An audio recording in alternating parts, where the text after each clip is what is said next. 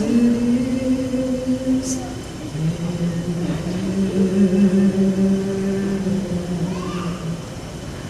Give us this day our daily bread, and forgive us our debts as we forgive our debtors.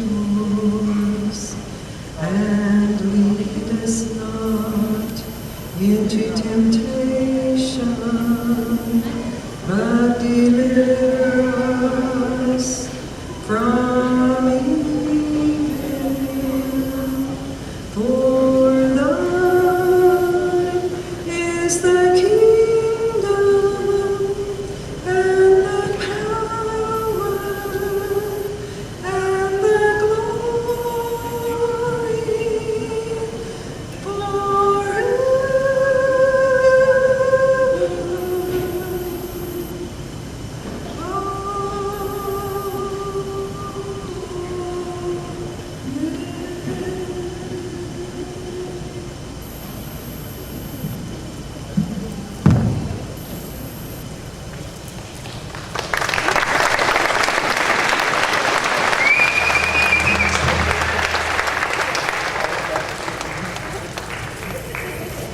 You may be seated.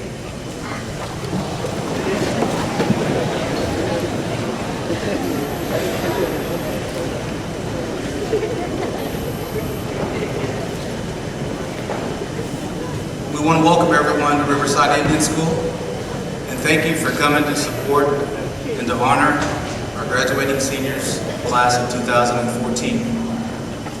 Riverside Indian School was established in 1871, and I'm being told it was established in 1871 and had 8 students. We've come a long way since 1871. Woo! Seniors, I want you to understand something. You're being rewarded today for all the hard work that you put in for during your high school career. But what I want you to understand is this: you're not the only ones being rewarded today for all the hard work that you've done. Those also being rewarded today are all the family members that you see here in the stand supporting you. The family members back home that couldn't make it. Your tribes are being rewarded.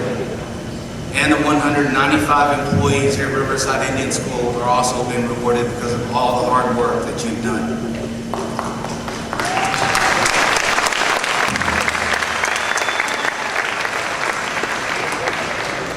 Seniors, we want to thank you for choosing Riverside Indian School and for allowing us to be part of your life.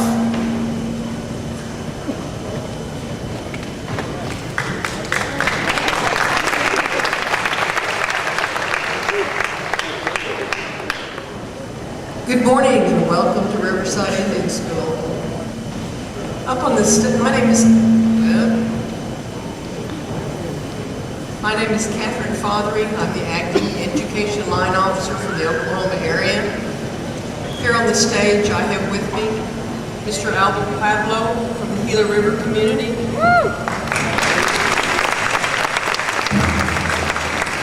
Mr. Pablo is a Riverside School Board member. Also, Miss Gladys Walker, another Riverside School Board member from the Wisher Foundation. Mr. Ernest Redbird, another school board member from the Cloud Foundation.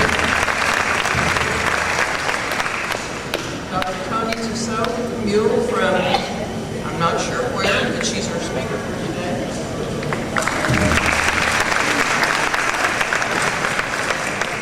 Mr. Monroe Sato, teacher here at Riverside. Patrick Moore, the principal here at Riverside. Tony Dearman, superintendent here at Riverside. And Sharon Hunter, the federal programs coordinator here at Riverside. I'd like to acknowledge any tribal leaders that may have traveled the distance and come. If you are a tribal leader, would you please stand?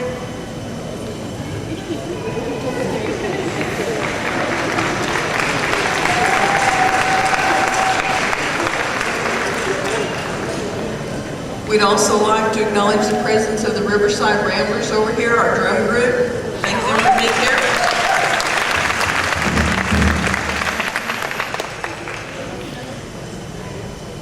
Thank you.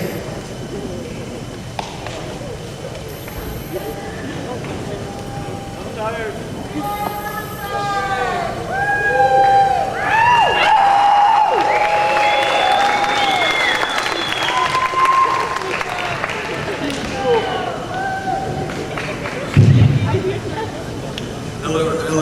Hello, everybody. Good morning. My name is Brandon Trebar. I'm the 2014 senior class valedictorian.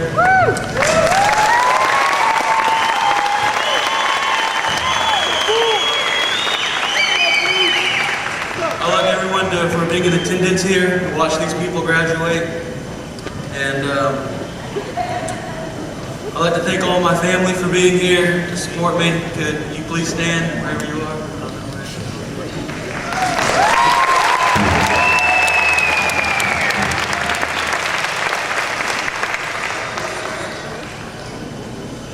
I'd also like to thank God and my mom for being my inspiration and my moral guidance and correction throughout life.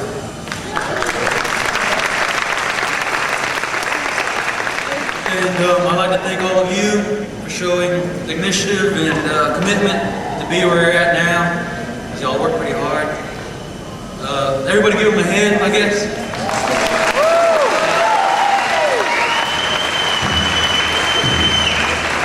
You know, it's funny to me because when I'm up here, I didn't work that hard for this position, or at least I didn't feel like like I did. Maybe it seemed easy to me. But some of these people here work their hardest to be where they're at now.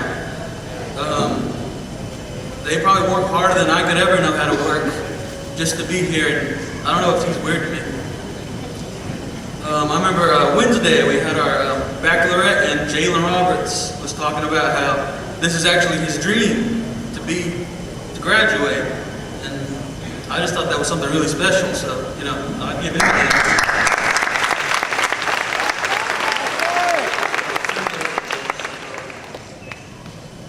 I don't really have anything special to speak about. I don't know.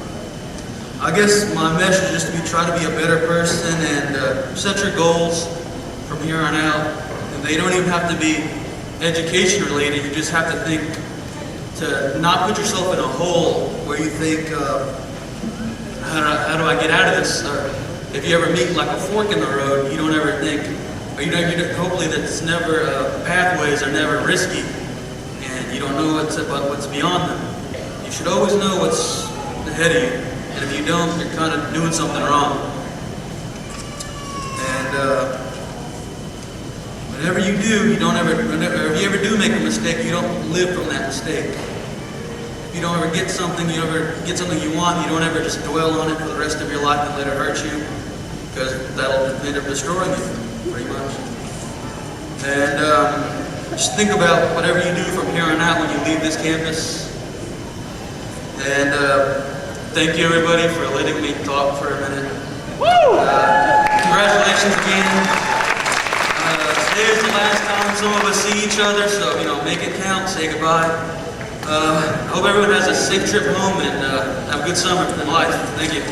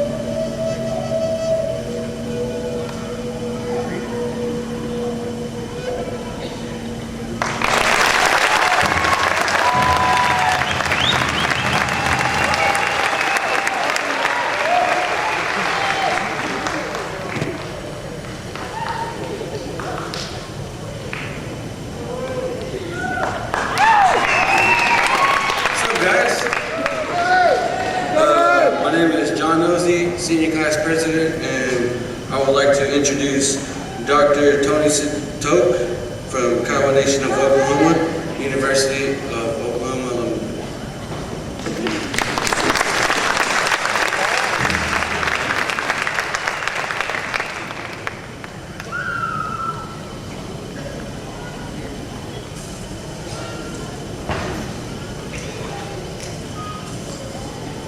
Good morning, Riverside Indian School.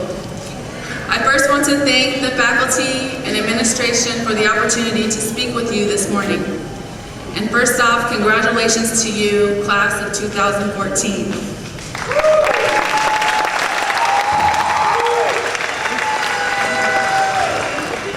A couple of you have been awarded competitive scholarships.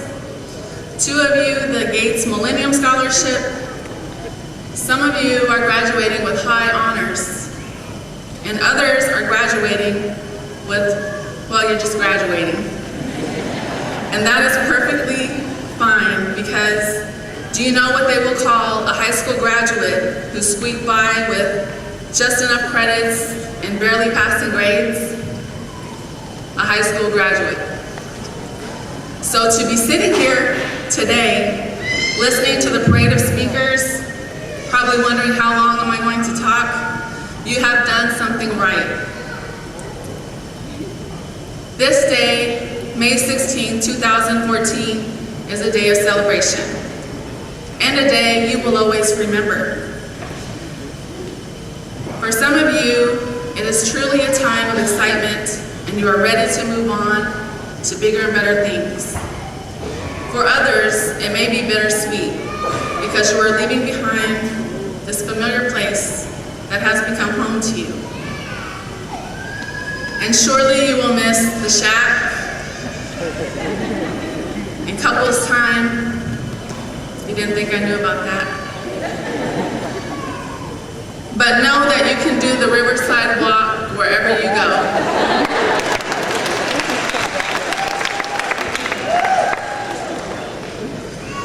Riverside now marks this important milestone in your young lives and will forever be an important part to you, both the good times and the bad times.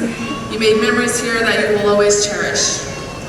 You now join a greater family of many, many people that have come before you as Riverside alumni. Riverside is a special place. As a high school, its student body represents not only the tribal diversity from across our great state of Oklahoma, but tribal nations from all over the country. You have shared dances and songs and learned from one another. As one of the remaining off-reservation Indian boarding schools, Riverside is a unique piece of American Indian history. Actually, the Indian boarding school model has a rather dark past that began in a place now known as Castillo de San Marcos. But those of us in the field of Indian education are more familiar with its former name, Fort Marion. The place where 72 men and 1 woman, mostly Kiowa, Comanche, Cheyenne, and Arapaho, were held prisoner. Transported to St. Augustine, Florida, and so began the Indian experiment. After Fort Marion, the experiment continued in 1878 with Indians at Hampton Institute in Virginia, which at the time was an agricultural school for freed slaves. Soon after that came Carlisle Indian School, Haskell Institute, and so on. So as I thought about coming here to Riverside, formerly the Wichita Caddo School, I couldn't help but to think of the Native children who attended the very first boarding schools during a time when people feared or outright hated Indian people, thought of them as an incompetent and inferior race. It was a time that even with an education, there were little opportunities for those who graduated. A time when every student had to give up so much: their names, languages, their very cultural identity just to attend school. So if you do have memories of falling on hard times here at Riverside, know that those that came before you had it much harder. Life was unfair. Yet in spite all of those things, many survived and showed a resilient spirit in the face of all of those obstacles. And there were many that, although they don't get the recognition they deserve, they excelled. People like Susan LaFleche, who was Omaha, the first Native woman physician, and Lyda Conley Wyandotte, the first Native woman lawyer, or Sarah Winnemucca Paiute, who published the first autobiography written by a Native American woman. Indeed, by any measure of equity, most would agree that life was difficult and unfair for our people back then. And fast forward to today, the world is still unfair. I wish I could say that racism towards Native people dissolved a long time ago with bounty hunters and Indian agents, or that people had a clear understanding of our political status and the sovereign nature of our tribal governments, or that the general public understood treaty rights, or that people wouldn't make assumptions about you and I based on Native American stereotypes, but that's not necessarily so. I can recall 3 incidences that I experienced as a college student. As a new student, upon rolling into the student insurance plan, I went to turn in my paperwork, and the receptionist was a young Caucasian woman. Perhaps she was a student, I don't know. But solely based on my physical appearance, she didn't ask, "How may I help you?" or even say good afternoon, but her first question to me was, "Are you an international student?" And I thought that was so odd because I replied to her, "No, I'm quite the opposite of that," and she looked puzzled. And I thought to myself, I could ask you that, but I didn't. Another time, and this was after I had earned all the classes that I needed for my degree, I wanted to take Kiowa language just for myself. And that was an undergraduate class. And most of the students in there were undergrads who needed a language credit. But I wanted to take that for myself, and I knew that it would probably prolong my graduation. But this class was in a building that was probably, I don't know, 10 stories high or so. So, you know, every day after class, everyone would kind of flood to the elevators to try to catch the first elevator down. And one day after class, and I was standing in the back of a crowded elevator, one of my fellow students, who was speaking rather loudly, made a rude comment about the Kiowa instructor and said something to the effect that she is smoking too much of her peace pipe. And that comment didn't shock me because it's something that I had heard before. I was a little surprised because it was something that I hadn't heard since probably elementary school or middle school. So I was a little caught off guard that people still made comments like that. But I was most surprised that there was no reaction to that comment. That a few people laughed, and there didn't really seem to be any reaction to it at all. Another time, while in graduate school, and some of these classes are once or twice a week, so they're classes that are sometimes 3 hours long or longer. And so at some point in the class, the instructor would give us a break, and people would go to the restroom and kind of congregate around the vending machines. And one of the classmates, a female, had gotten a new hairdo, had gotten her hair cut. And so everyone was complimenting her on her hairdo, and she made the remark that having long hair is unprofessional, and she was ready for a professional look. And that comment struck me because I realized that she probably would never understand that some of us have long hair for cultural reasons, and that to think that someone would be judged based on having long hair and being a professional was just a little just remarkable to me that that was happening. And these were people that were aspiring to be high school principals. So yes, we still live in an unfair, unjust world. There are many things that are simply out of our hands, like the perceptions that people have of us.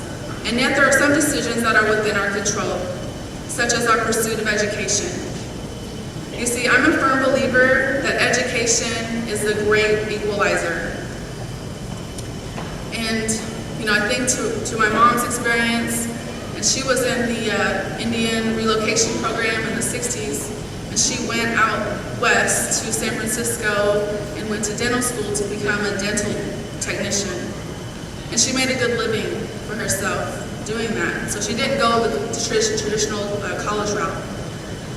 And although that is true, you can make a great living from a technical or vocational training. But I'm not from the school of thinking that college is not for everyone. I think that American Indian people have been told that for far too long. For most mainstream middle class families, college isn't an option, it's an expectation. It's something that children are groomed for from elementary school and forward. And I understand why, because college is not just about job training, it's about growth.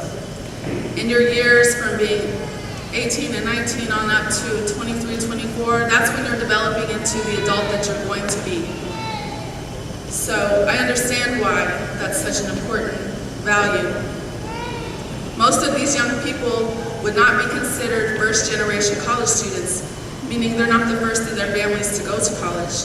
No, they have parents and grandparents who have had that privilege before them. And therefore, they can guide them and counsel them until they get there. And in college, there was something that I really had to learn about in terms of scholarships. What I refer to as the scholarship game.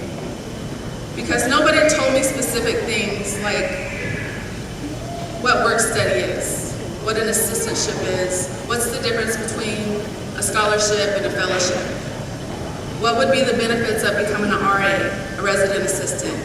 So those are the kind of specific things that I'm talking about, that people who come from families who have had college experience, they can train their children and prepare them for those kinds of things.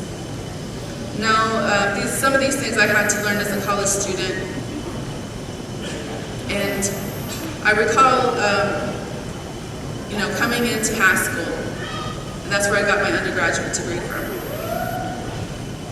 And that was not my first attempt at college. I actually tried to take college classes 2 other times, but I didn't really have an academic focus at that time. And so I just kind of messed around, and I used to joke to my friends that I majored in Pell Grant because I really just looked forward to getting my leftover financial aid. So when I came to high school, and I know that high school for some people is plan B, but for me it was plan A, B, C, D.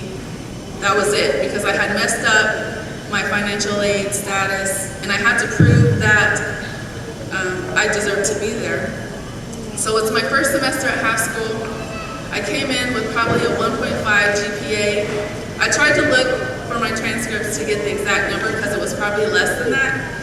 But my point is that it was very low.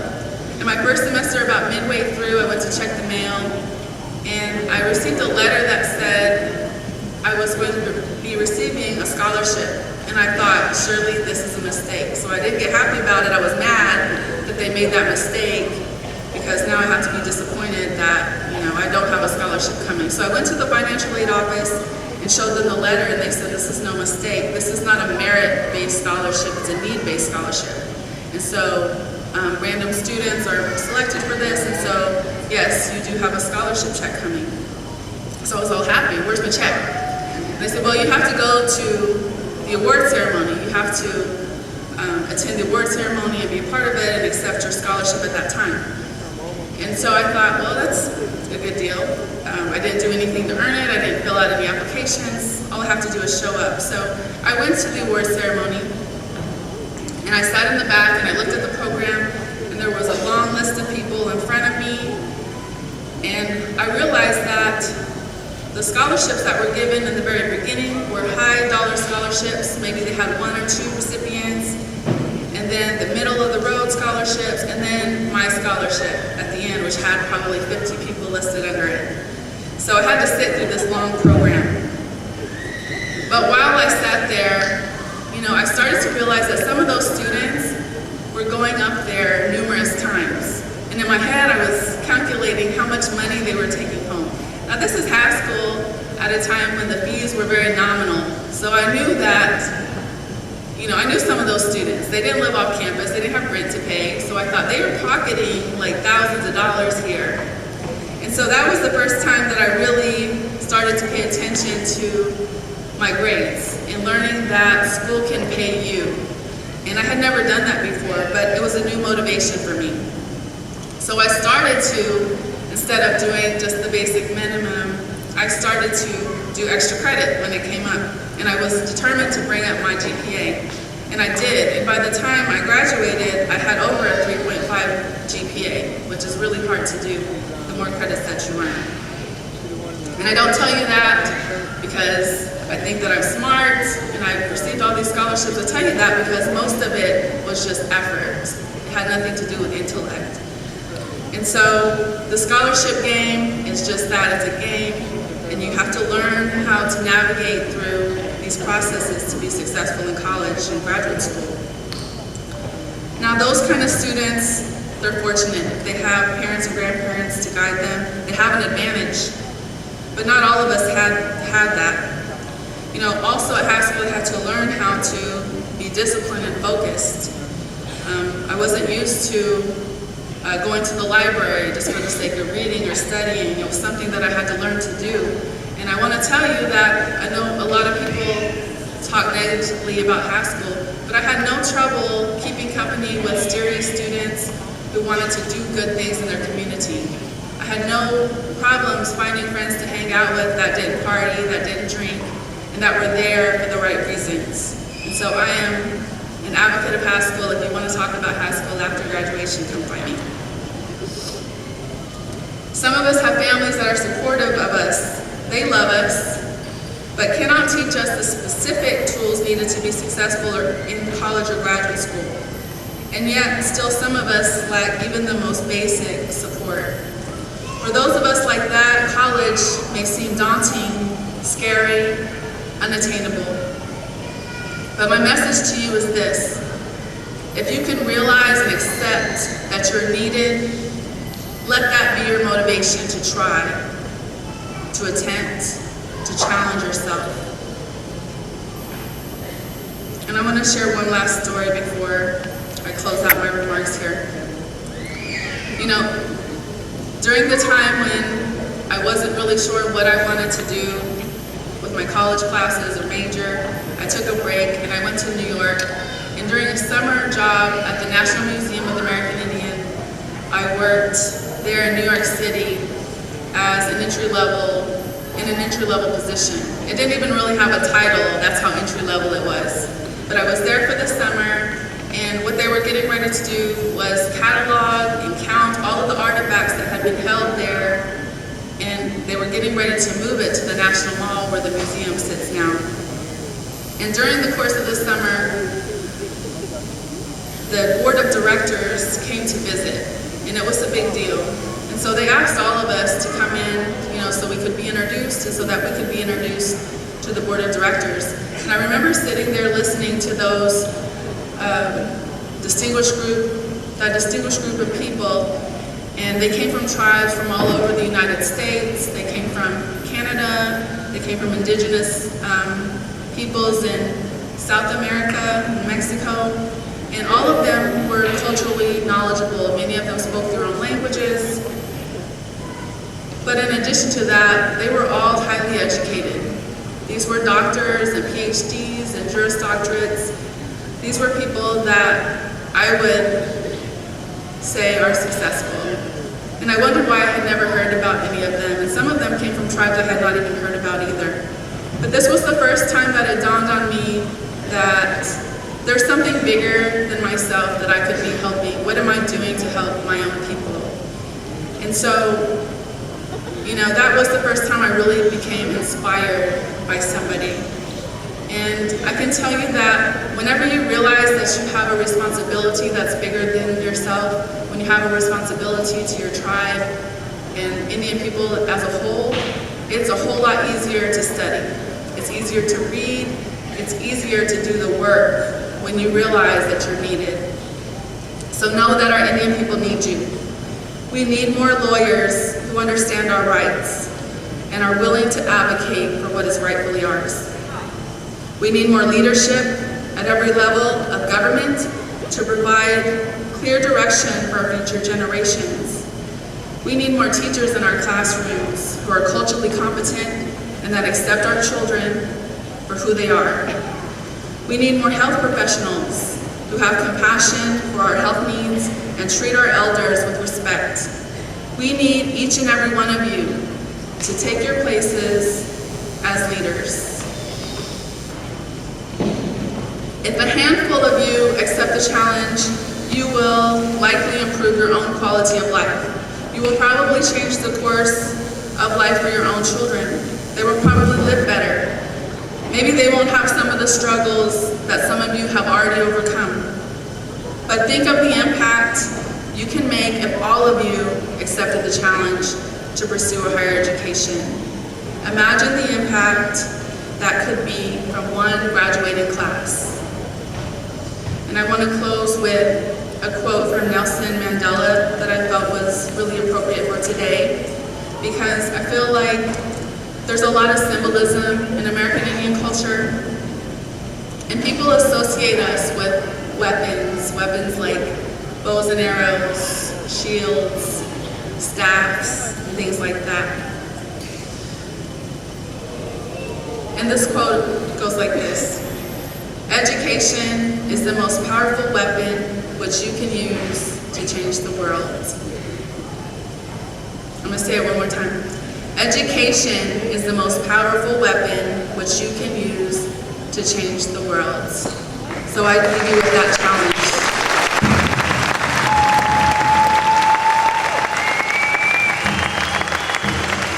Congratulations, class of 2014.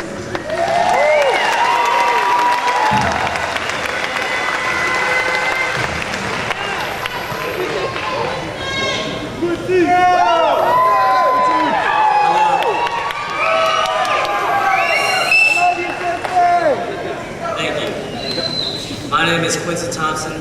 I am the senior class vice president. On behalf of the graduating class of 2014 in RIS, we would like to present Dr. Tony Satok Mule with his penalty plate.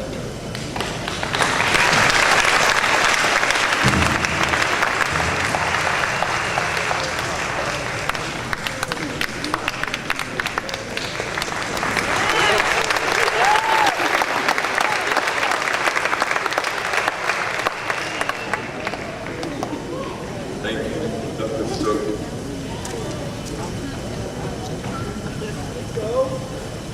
John Nosey, where you at, bud? John Nosey, our senior class president, did a wonderful job for us all year as senior class president. Today, I think he was trying to get everybody out of here in a hurry because he got off course just a little bit. Either that or Red paid him off to do it because we skipped over our salutatorian. So, Red, real quick before I call you up, I'll give you a little bit of time to gather your thoughts for your speech. Before we do that, real quickly, I want to recognize Mr. Cookpony and Ms. Sute for providing music, and Mr. Bell as well today for us.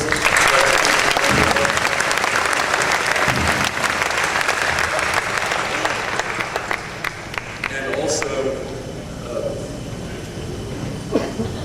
we've got a great staff here, a lot of great teachers, great people, great education technicians, counselors, clerks, everybody that's part of getting these kids here today. I want to recognize those people. So teachers, techs, all high school staff, if you would, please stand up, be recognized at this time.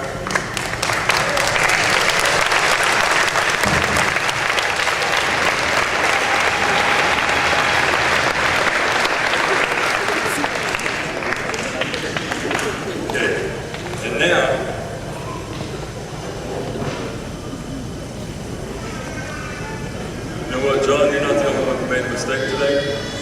I just realized maybe my first one of the year, I made one too. I want to call our valedictorian back up, Mr. Brandon Barr. We've got a plaque to present to him.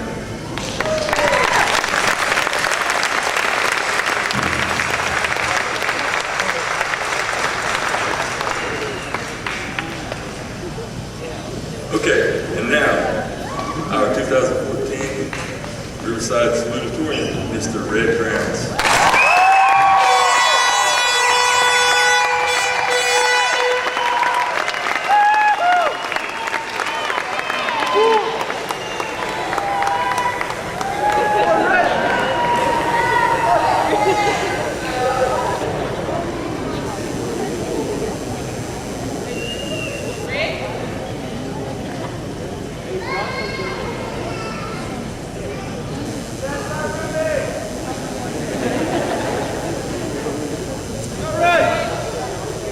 Good morning, everyone.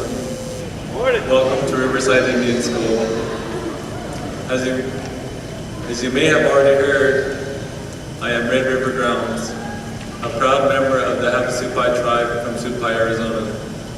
I am the son of Levita Habitone and Lauren Jones. And if my family would please stand so we can be recognized.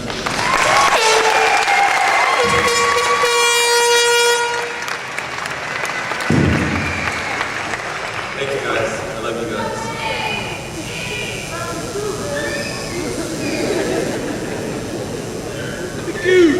This is the 7th year I spent here at Riverside, and it brings me great joy to know that it is my last year. While consecutively attending this school, I have seen many changes that have occurred over time. I too have gone through some changes as well.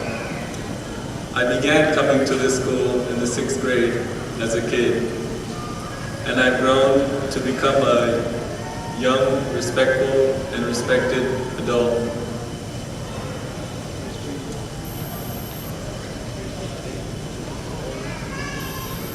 As a result of attending this school, I'm proud to say that I have made many prestigious accomplishments.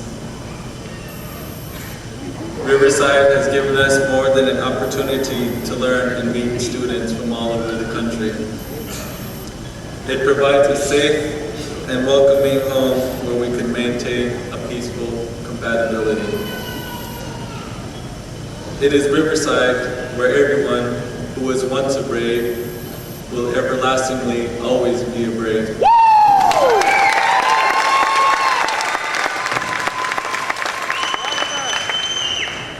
Here is where we admire our unique distinctions that lie between each and every one of us.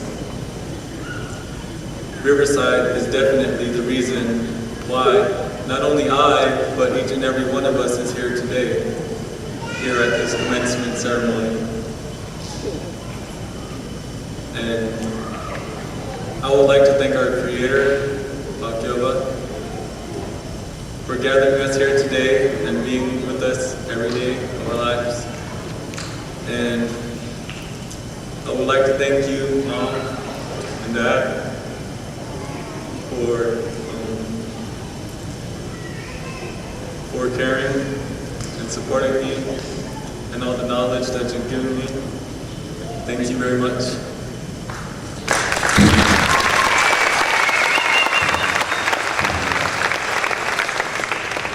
And thanks to all the teachers who have blessed me with my education.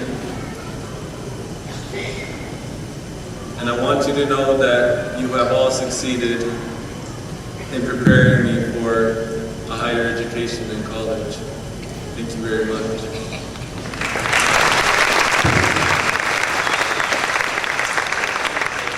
Thanks to all the dorm staff and all the cafeteria workers who have played an essential role in taking care of us. You know, they're like our parents here at Riverside. They try to keep us from doing wrong, and the cafeteria workers work very hard every day to feed more than 400 students, and I thank them very much.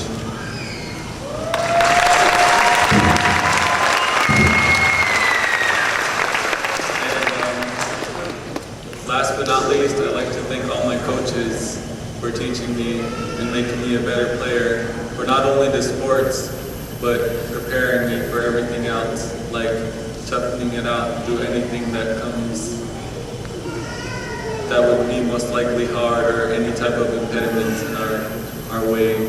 Thank you for making me a stronger person and a better player to work well with everyone else, like a good team member.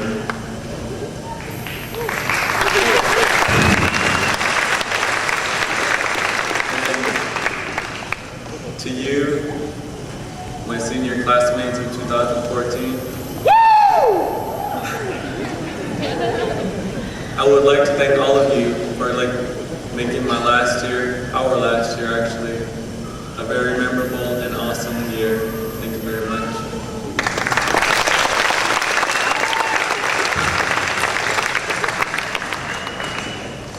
I strongly encourage each and every one of you, all of you, to continue on with your education and do good. Live your lives the way our people did before, freely, and strive for the sweet serenity that we search for in life. Become leaders who will soon help our people, that will guide the younger generation. There is no need for nostalgic feelings. Let us enjoy this wonderful day of happiness. It is not only the end of something great, it is also the beginning. We still have a long way to go. In closing, I would like to say, once again, I am Red River Grounds, and I am proud to be a Riverside graduate of the class of 2014. Thank all of you.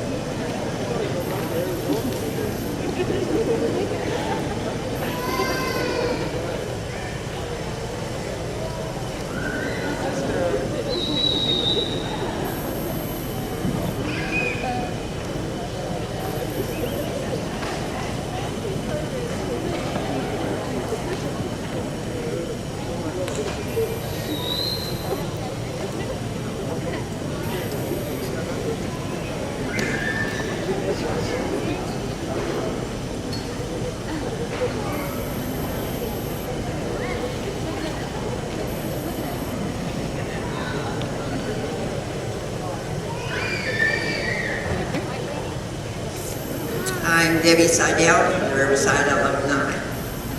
This year, Brandon for valedictorian and Red River Grounds. Would you please come up?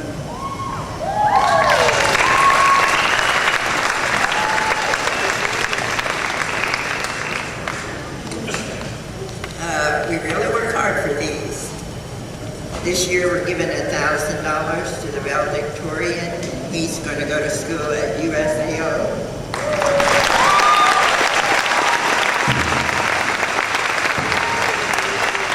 And we're giving Red River Grounds, who is a great runner, and he's Haskell. He's going to be an architect.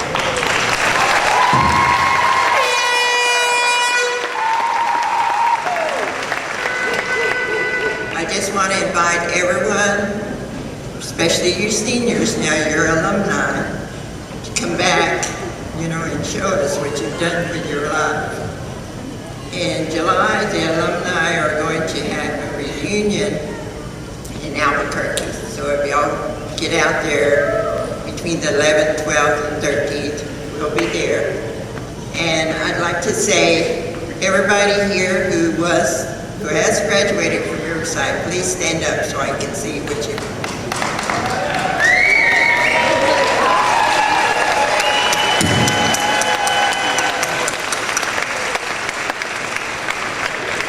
Welcome back, everybody, and everybody have a good time. And seniors, go out and make something of your life, get an education, and go back and help your people.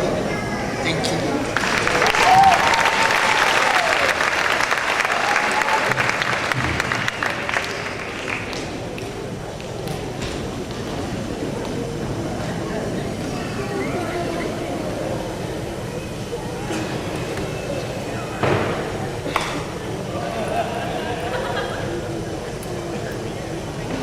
Good morning, my name is Christy Sibiana. I'm a counselor here at the school.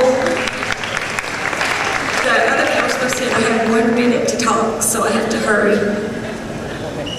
On behalf of my husband Randall and myself, we would like to present a $1,500 scholarship to Preston Pedraza.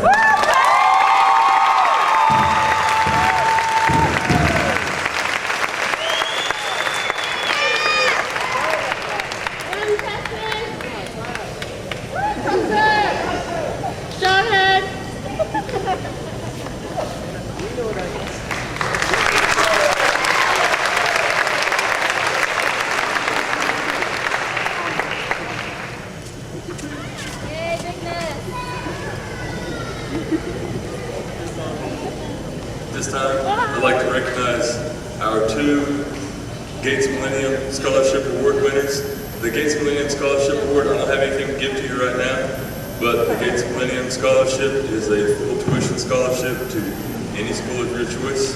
So at this time, I'd like to recognize Red Grounds and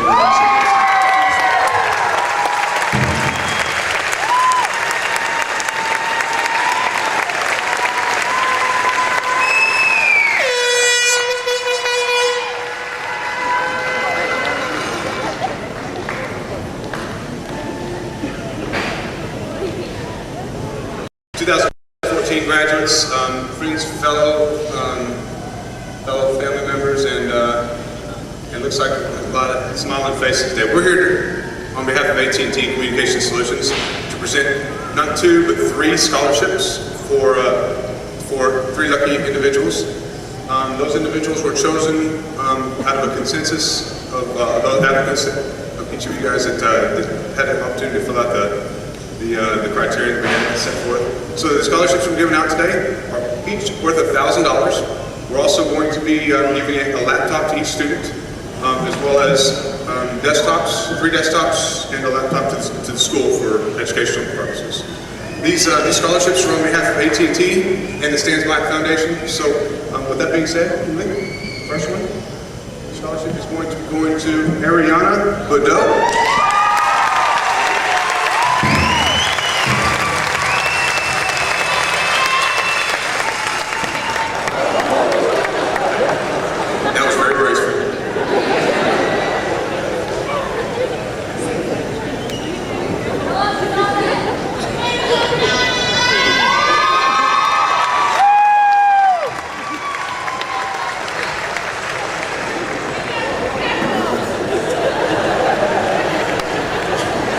That's real graceful too. I like this. Good. Nice. All right, the next one is going to be going to Lanisha Wilson. All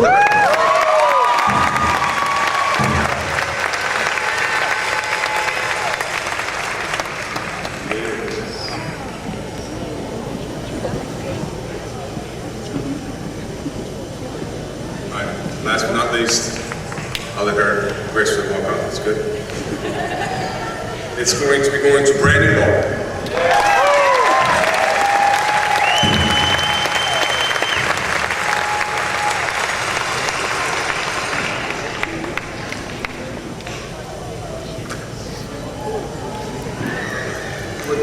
We're going to conclude here. The biggest thing, we wanted to come in and recognize each of you seniors, not only for what you're doing now, but you know, I heard the nice lady just a second ago say, what you're going to do later.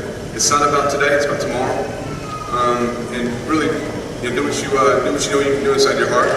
And outside of that, have AT&T and San Juan, go get them, 2014 seniors.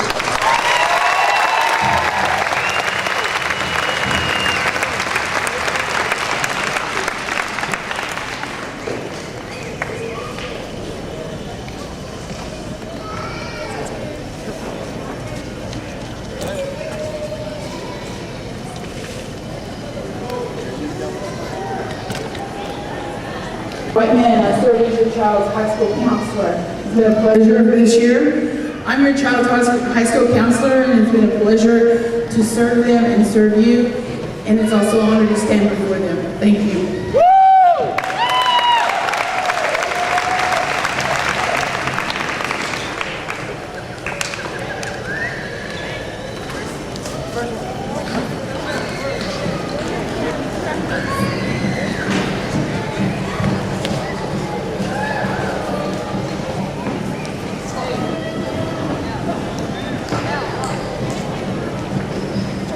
Brenton Trey Barr, Highwood Tribe of Oklahoma, and Adarko, Oklahoma.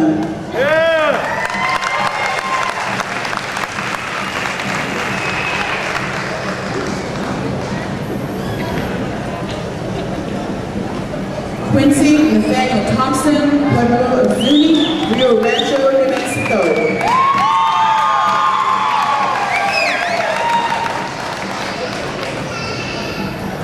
Rebecca Ruth Neverquaya, Comanche Nation, Apache, Oklahoma.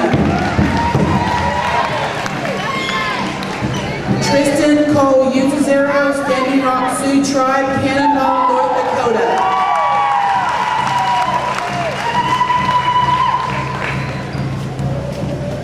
Jalen Cade Roberts, Second Fox Tribe, Wilston, North Dakota.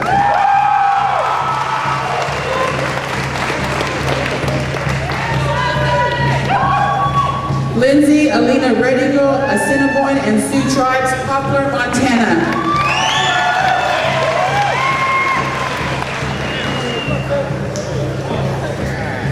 Daryl Darnell, Jace Fall, San Carlos Apache, San Carlos, Arizona.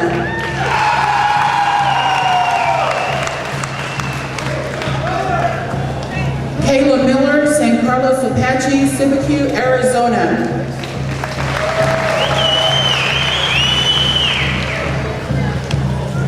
Tressa Ruth Jorgensen, Wind River, Shoshone, Ithaca, Wyoming.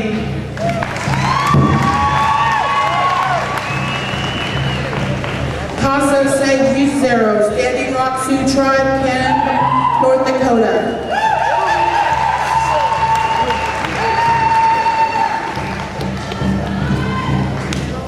Samson Duran Funmaker, Ho-Chunk Nation, Friendship, Wisconsin.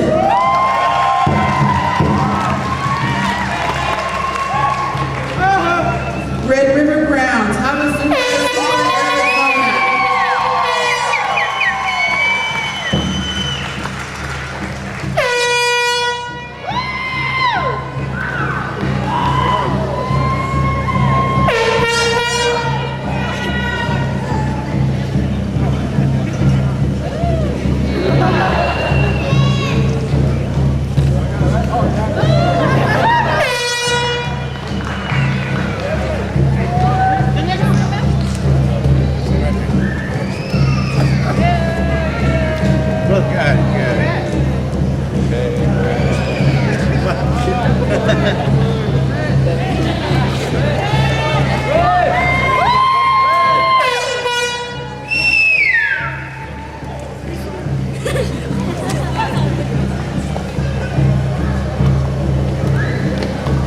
Ashley Ray DeSursa, Rosebud Sioux, Mission, South Dakota. Shailene Champanascan, Salt River, Pima, Maricopa, Scottsdale, Arizona. Victor Orrin Herbert, Danette, Sanders, Arizona. Marcus Peters, Gila River, Pima, Levine, Arizona.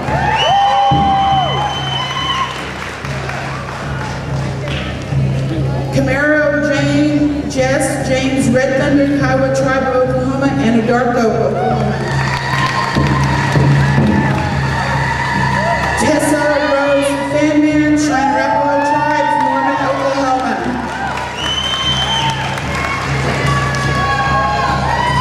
Burton Brodus Woody, Denham, Indian Wells, Arizona.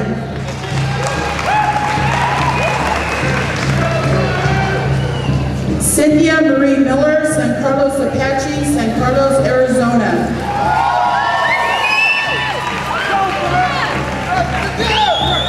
Matthew Aaron Clark, Apache, Anadarko, Oklahoma.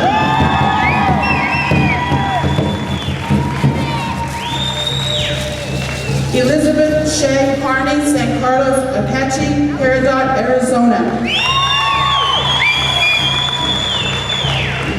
Caitlin Denise Parker, Omaha Tribe of Nebraska, Macy, Nebraska. Sean Franklin Jr., Oto, Missouri, Shawnee, Oklahoma.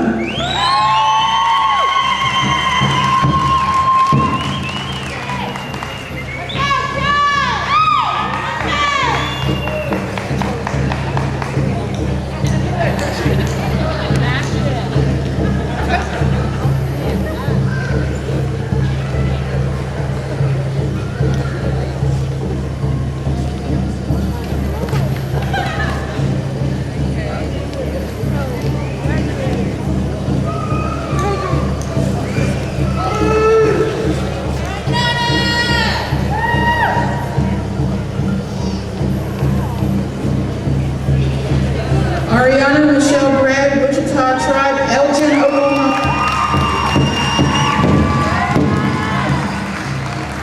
Hannah Elizabeth Lewis, Kiowa Tribe, Fort Cobb, Oklahoma.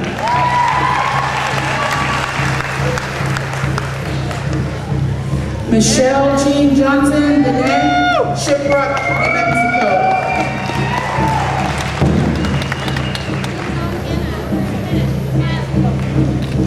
Michaela Camaraya Key, Dene, Waterfall, New Mexico.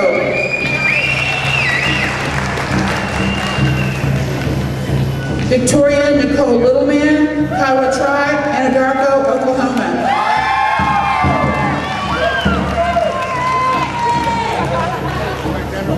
Lawrence Anthony Zephyri, Lullaby, Peach Springs, Arizona.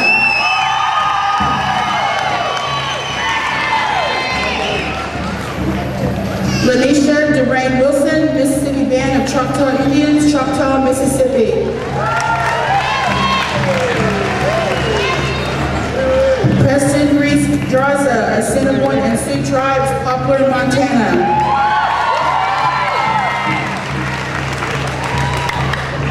Chelsea Elizabeth Dennison, Muskogee Creek of Oklahoma, Sapulpa, Oklahoma.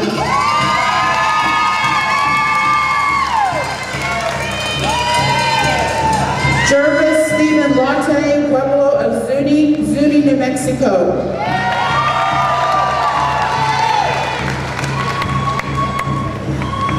Corey Allen Scott Moses, Osage Tribe of Oklahoma, Tulsa, Oklahoma.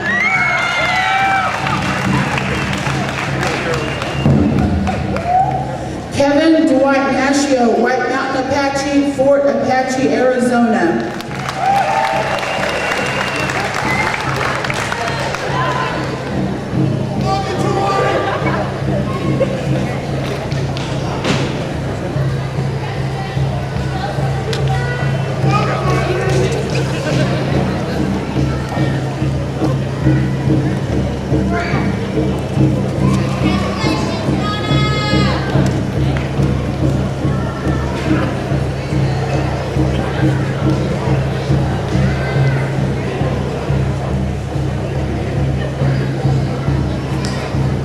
Natina Jane Parker, Omaha Tribe of Nebraska, Walk Hill, Nebraska.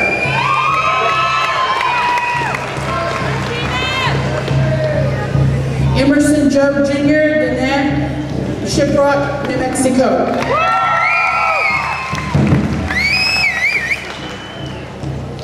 Shania Danae Leslie, Wichita Tribe, Minneapolis, Minnesota.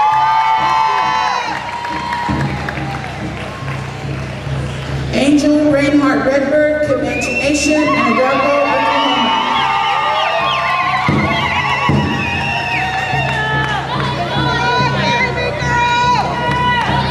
Nancy Renee Redbird, Shine Arapaho, Anadarko, Oklahoma.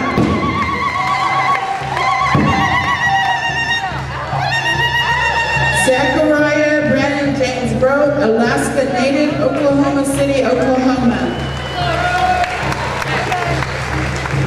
Chalice Colette Jr., White Mountain Apache, White River, Arizona.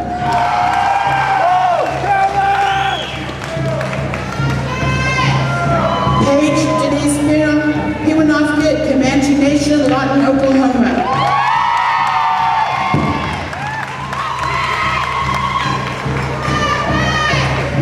Brianna Jones, Danae, Toyota, Colorado.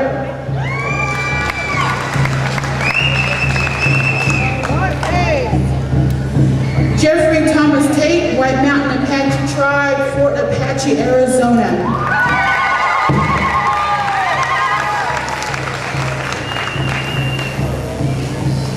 Damian Norwin Lee, White Mountain Apache, Sibicu, Arizona.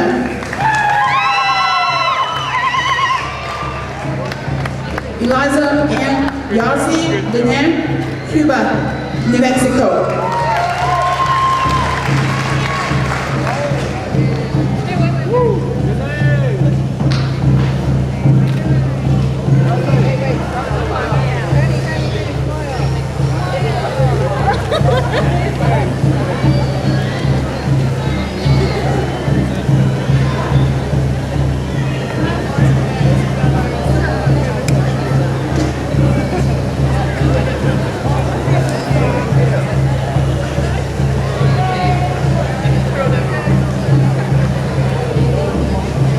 Jessica Lynn Horse Chief, Wichita Tribe, Fort Cobb, Oklahoma.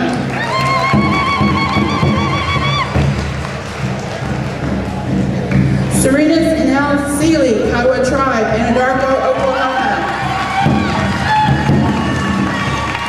Taylor Morgan Piepotty, Apache, Anadarko, Oklahoma. Shayna Lorraine John, Mississippi Band of Choctaw Indians, Walnut Grove, Mississippi. Evan Cloud Sullivan, Wallapai, Big Springs, Arizona.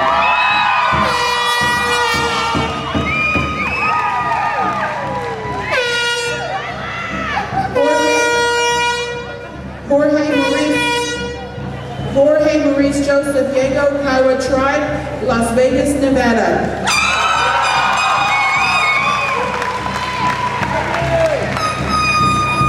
Eleanor Beth Burke, White Mountain Apache, White River, Arizona. Raymond Justin Resendez, Rosebud Sioux, Frazier Park, California.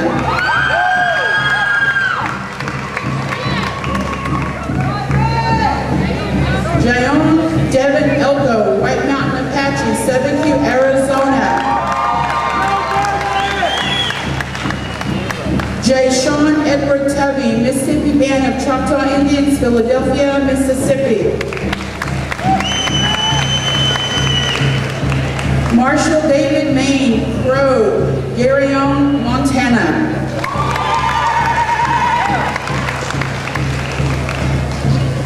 Conroy Jadon George, White Mountain Apache, White River, Arizona.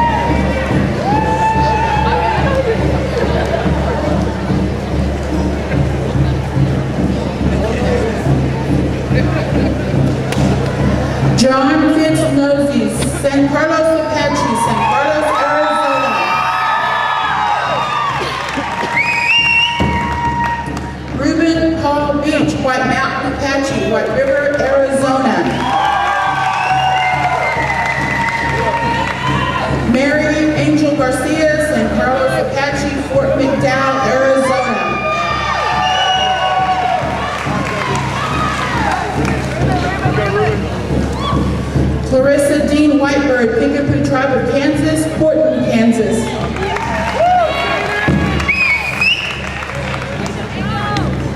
Mercedes Dawn Lucario, Pueblo of Laguna, Laguna, New Mexico.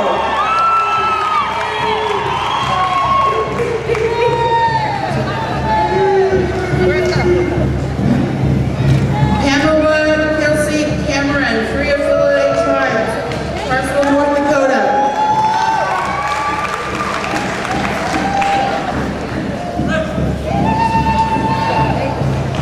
Dylan Kane Whitecrow, Comanche Nation, Anadarko, Oklahoma. Rachel Marie Pollock, Cheyenne Arapaho, Concho, Oklahoma.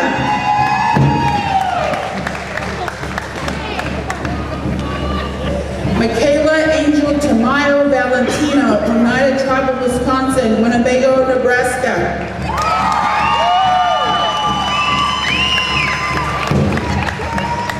Quentin Cordero Salina, Pueblo of Cochiche, Albuquerque, New Mexico. Jody Elisa Lupi, White Mountain Apache, White River, Arizona. Brianne King Paez, Hickory Apache, Dulce, New Mexico.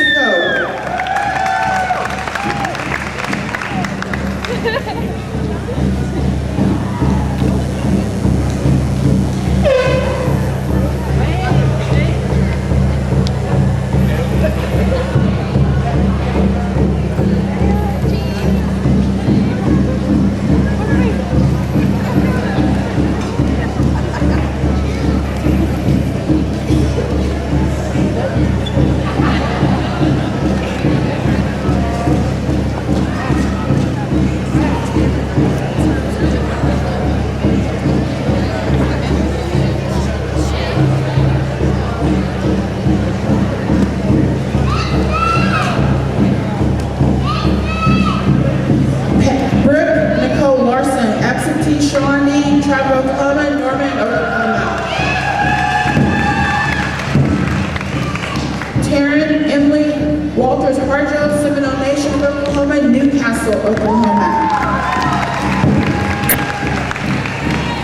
Nivy Janae Delaware, Wichita Tribe, Albuquerque, New Mexico.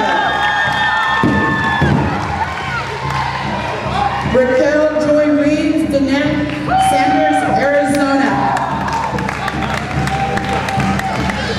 Vivian May Tartza, Kiowa Tribe of Oklahoma, Anadarko, Oklahoma.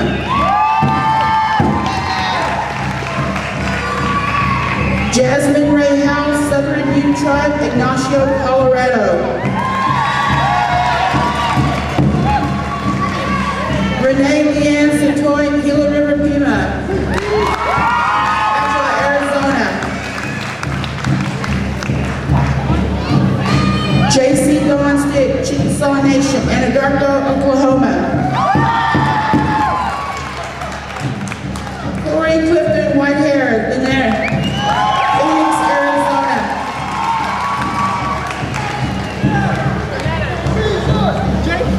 Gabriella Mercedes John, Mystic Band, Choctaw Indians, Carthage, Mississippi. Levi Christopher Billy, Ponca Tribe, Houston, Florida.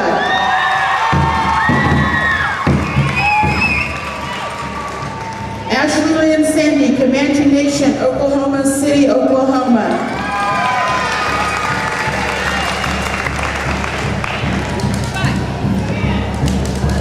Billy Wayne.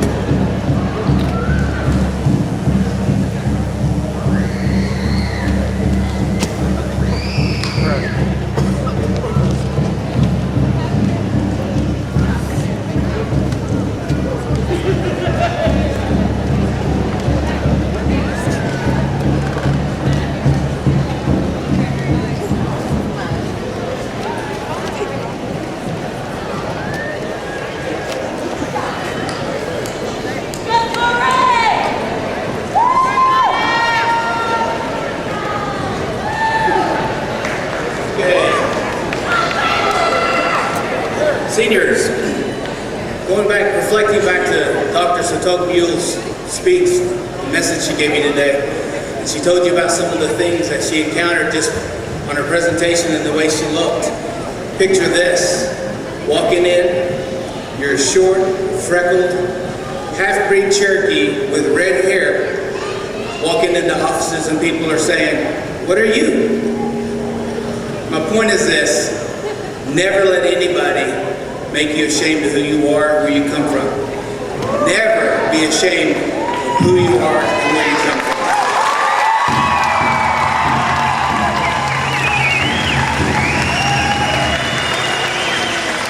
Seniors of 2014, please stand.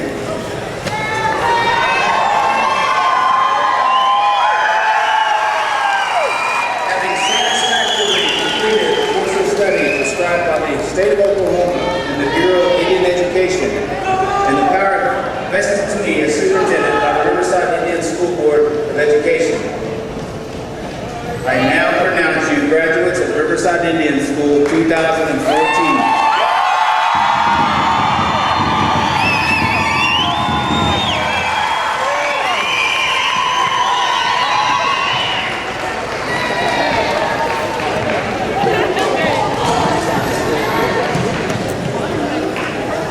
Congratulations.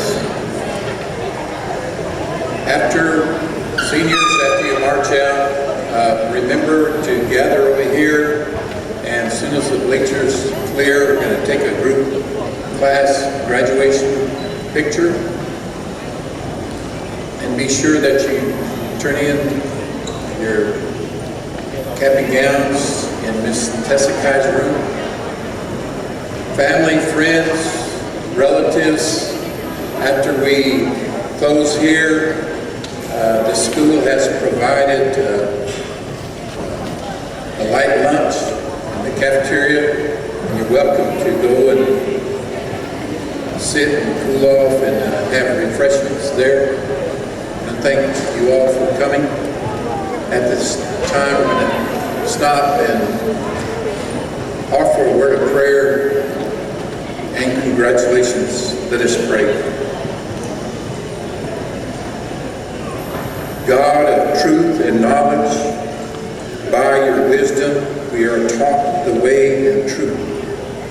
Bless each graduate as they now finish this course of study.